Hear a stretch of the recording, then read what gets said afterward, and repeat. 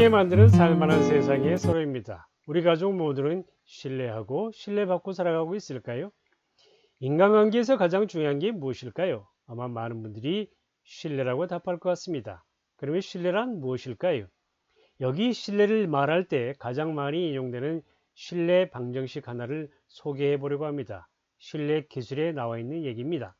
신뢰란 네 가지 구성 요소가 필요하다고 하는데 부모로서 적어야 되는 건 자기 이해관계에만 집중하는 셀프 오리엔테이션이 제시되고 있습니다. 커야 좋은 첫 번째는 전문적인 시경과 이를 정직하게 공유하는 크레디빌리티가 있고요. 그리고 약속한 바를 일관되게 지키는 것. 그리고 마지막은 친밀한 관계를 유지해야 신뢰가 쌓인다고 제시되어 있습니다. 그런데 이 방정식을 우리 가정생활, 우리 가족들에게 그대로 적용하면 가정에 신뢰가 쌓일까요? 한번 생각해 보시죠. 먼저 이 부분이 가정생활과 거리가 있어 보입니다. 아시다시피 가족은 그 누구도 자신의 이해관계를 우선하지 않습니다. 두 번째 거리가 있는 부분은 전문적인 시경인 것 같습니다. 세 번째는 가족은 태어나면 본유적으로 친밀한 관계를 유지하게 되기 때문에 이 부분도 맞지 않는 것 같습니다. 자, 그러면 가족 간의 신뢰를 쌓기 위해서는 어떤 방정식이 필요할까요? 이렇게 제안해 보면 어떨까 싶습니다. 먼저 가족 간에도 약속한 바는 지켜야 되기 때문에 R은 필요하겠죠. 그 다음에 없으면 또는 적으면 좋을 분모에는 바로 이 부분이 들어가야 될 것 같습니다. 바로 가족 간의 지나친 간섭과 통제 말이죠. 그리고 커야 좋은 첫 번째는 리액션이고요. 또 하나 커야 좋은 거는 가족이 싫어하는 일을 안 하는 태도와 행동이죠. 자, 그러면 지금 이 구성 요소만 보고서도 어떤 의미인지 다 이해하셨을 겁니다. 하지만 조금 더 들여다보죠. 먼저 첫 번째, 가족 간에는 세상에서 가장 사랑하는 관계입니다. 그런데 사랑이 유지되고 커지기 위해서는 밀착과 분리가 반복돼서 일어나야 된다는 것이죠. 바로 때로는 한 몸 한 뜻이 되었다가 때로는 개별적인 존재로, 독립적인 존재로 인정해야 사랑이 커진다는 것이죠. 그런데 이 밀착과 분리는 가정생활에만 필요한 게 아니죠. 우리가 또 하나의 행복을 추구하는 사회생활에서도 반드시 필요한 덕목이라는 것입니다. 사회생활에서 필요한 이 독립적인 개체로서의 모습은 가정생활에서 학습을 통해서 이루어진다는 것이죠. 자, 그런데 사회생활에서 독립적인 존재로 인정받기 위해서는 어떤 게 필요합니까? 바로 의사결정을 스스로 할 수 있어야지 가능한 것이죠. 그런데 가족들이 끊임없이 간섭을 한다는 얘기는 그런 일이 이루어질 수 없다는 것을 얘기합니다. 왜냐하면 간섭은 독립적인 존재로 인정을 안 하는 것이죠. 바로 상대의 생각과 행동에 직접적으로 영향을 미치는 침범이자 개입이기 때문에 그렇습니다. 그래서 신뢰를 쌓기 위해서는 이 부분이 가장 먼저 줄이거나 없애야 되는 걸로 제시되고 있습니다. 자, 그러면 첫 번째, 커야 좋은 첫 번째는 리액션인데, 리액션을 잘하기 위해서 전제가 있습니다. 바로 그거는 두 가지 공유인데요. 절대적인 시간과 절대적인 정보가 많아야 그 터 안에서 그 기반 하에서 바로 리액션이 이루어지는 것이죠. 그 다음에는 관심입니다. 관심은 앞서 얘기한 간섭과 근본적으로 차이가 있습니다.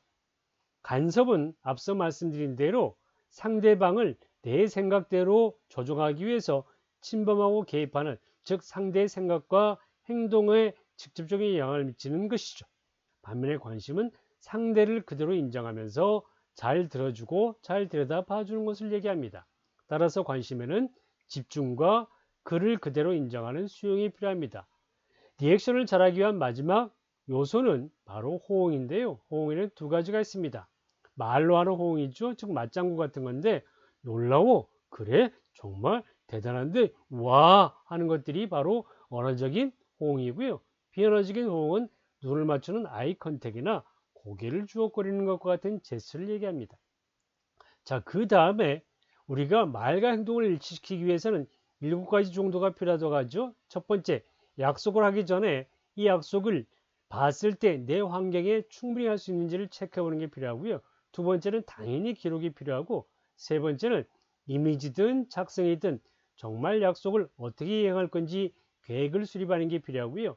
네 번째 중요한 건 약속을 제 날짜에 못하게 됐을 때 사전에 상대에게 이를 알려줘야 된다는 것이고요. 당연히 약속을 할 때 정해진 시간에 정해진 방식으로 하는 게 필요하고, 때로는 다른 사람에게 물어볼 필요가 있다는 거고요. 마지막은 약속한 날짜에 약속한 방식으로 약속을 이행하지 못했을 때 사과해야 된다는 것이죠.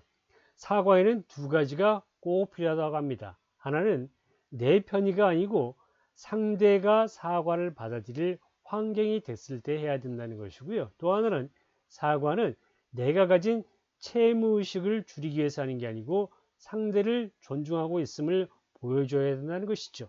그래서 사과는 반드시 여건이 형성됐을 때 해야 된다는 것입니다. 자, 그 다음 마지막 R은 상대가 싫어하는 태도나 행동을 삼가거나 안 하는 것인데요. 여기에는 심적인 기반이 깔려 있다고 합니다. 사람은 유사한 이익이나 손실이 제시됐을 때 이익으로 얻는 기쁨보다 손실로 인한 고통을 훨씬 더 크고 장기간에 느낀다고 합니다. 이는 사람뿐이 아니라고 하죠. 동물도 마찬가지라고 합니다. 이익으로 인한 것보다 손실로 인한 싸움을 할 때 훨씬 더 치열하고 격렬해진다고 합니다. 기억적인 측면에서도 다르다고 하네요. 기억적인 측면에서 이익은 짧게 기억하지만 손실은 아주 오랫동안 깊이 기억한다고 합니다. 따라서 우리가 우리 다른 가족이 싫어하는 태도나 행동을 삼가하는 것이 필요한데 어떻게 해야 될까요? 여러 가지 방법이 있겠지만 한 달에 한 번 정도 우리 가족끼리 약 3가지 정도 다른 가족에게 싫어하는 얘기를 해주면, 싫어하는 일들을 얘기해주면 어떨까요?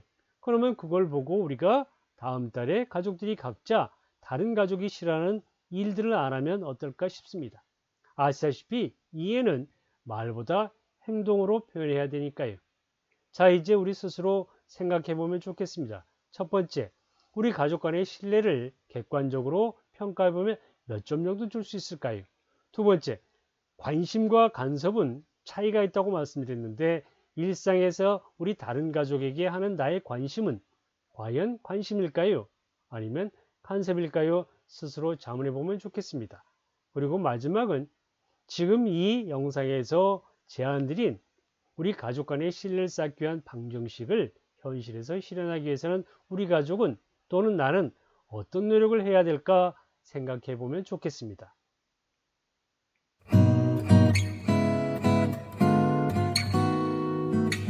함께 만드는 삶을 만한 세상 서로의 오늘도 동영상 시청 대단히 감사합니다.